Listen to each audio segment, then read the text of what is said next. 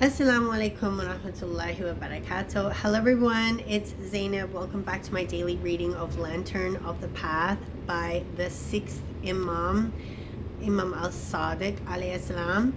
So inshallah today I want to read to you chapter 5, which is on knowledge. Let's get started. Bismillahirrahmanirrahim. Knowledge is the basis of every sublime state and the culmination of every high station. That is why the Prophet said, alayhi salam, it is the duty of every Muslim, man and woman, to seek knowledge. That is the knowledge of precaution and certainty.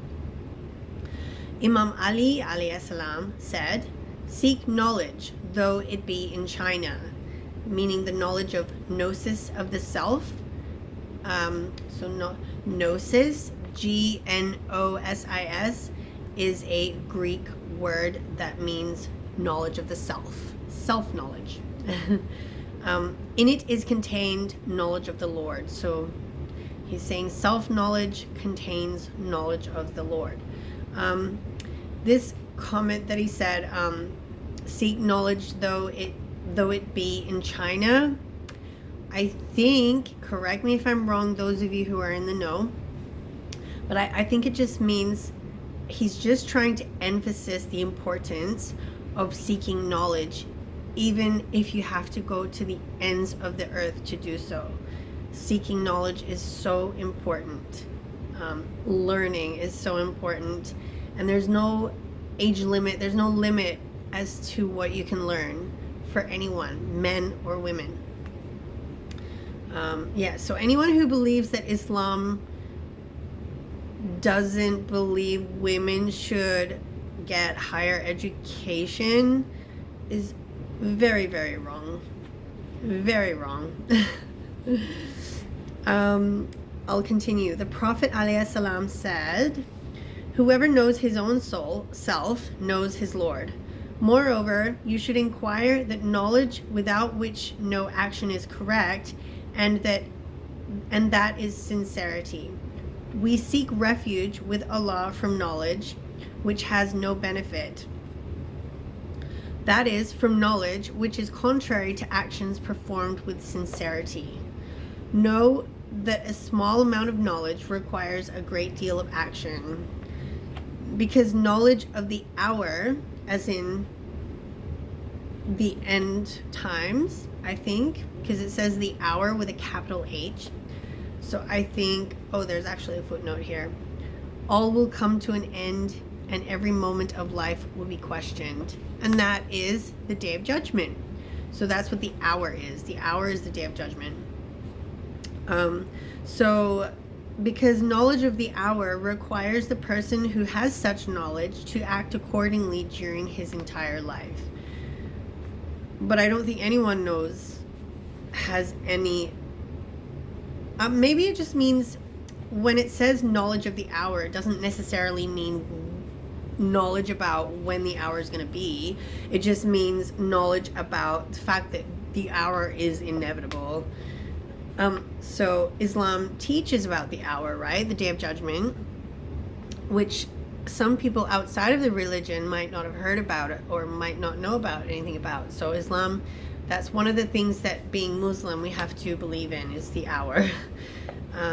So once you know about the hour, the Day of Judgment, what it's all about, no one knows when it's going to happen, but we know at least that it's going to happen. Once we find out about it and we know about it, that way we can live every single moment of our lives with purpose, and in remembrance of Allah, and with integrity in ourselves and our connection with Allah. It continues. Jesus alayhi salam said, I saw a stone on which was written, turn me over, so I turned it over. Written on the other side was, whoever does not act by what he knows will be doomed by seeking what he does not know, and his own knowledge will be turned against him. And that was what was written on the other side of the stone. Yeah. Whoever does not act by what he knows will be doomed by seeing what he doesn't. Okay. Allah revealed to David, alayhi salam, the least that I shall do to someone with knowledge who does not act by his knowledge is worse than the 70 inner punishments which result in my removing from his heart the sweetness of my remembrance. There is no way to Allah except through knowledge. And knowledge is the adornment of man in this world and the next, his driver to paradise, his ticket to paradise. and by means of it he attains Allah's contentment with him. He who truly knows is the one in whom sound actions, pure supplications, truthfulness, and precaution speak out, not his tongue, his debates, his comparisons, assertions, or claims. In times other than these, those who sought knowledge were those who had intellect, piety, wisdom, modesty, and caution. But nowadays we see that those who seek it do not have any of these qualities.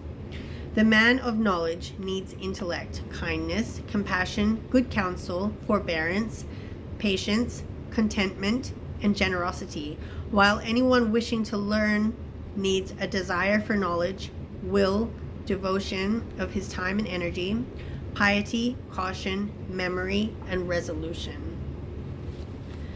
MashaAllah, subhanallah, subhanallah, subhanallah. Okay, so I did promise you that I would read 2 chapters from this lovely book per day. So I'm going to continue and I'm going to read chapter 6 for you, which is on giving judgment, inshaAllah. Okay, Bismillahirrahmanirrahim.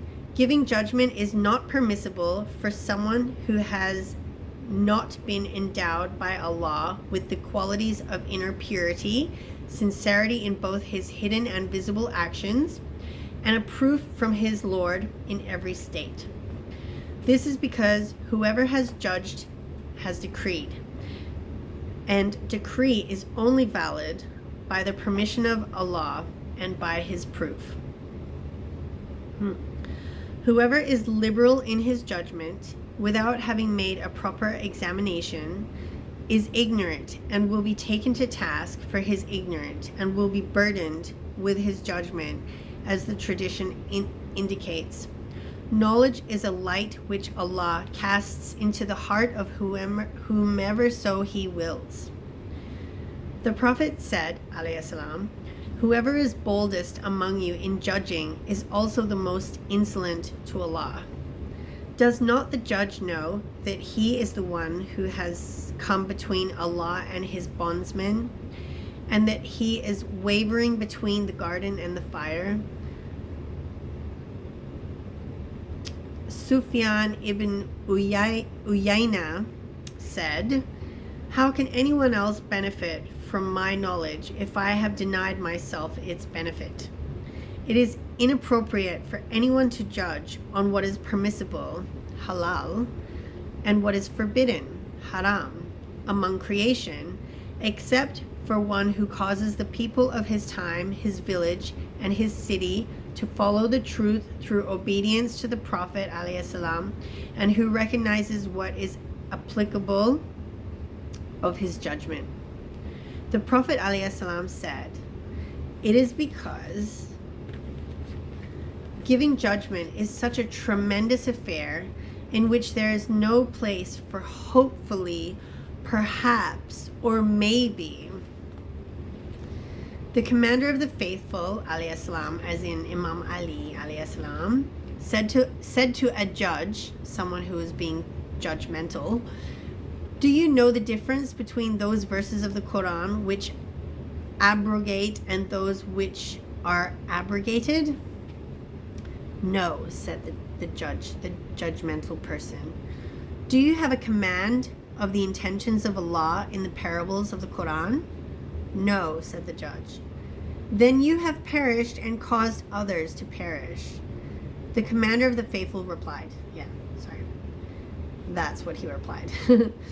A judge, as in a judgmental person, needs to know the various meanings of the Quran, the truth of the prophetic way, the inward indications, courtesies, consensus, and disagreements, and to be familiar with the basis of what they agree upon and disagree about. Then he must have acute discrimination, sound action, wisdom, and precaution. If he has these things, then let him judge. And that's it for today. Thank you so much for joining me. And inshallah, you'll join me again tomorrow as I read more from this beautiful work of literature, inshallah. Have a blessed day, guys. Stay blessed and stay tuned.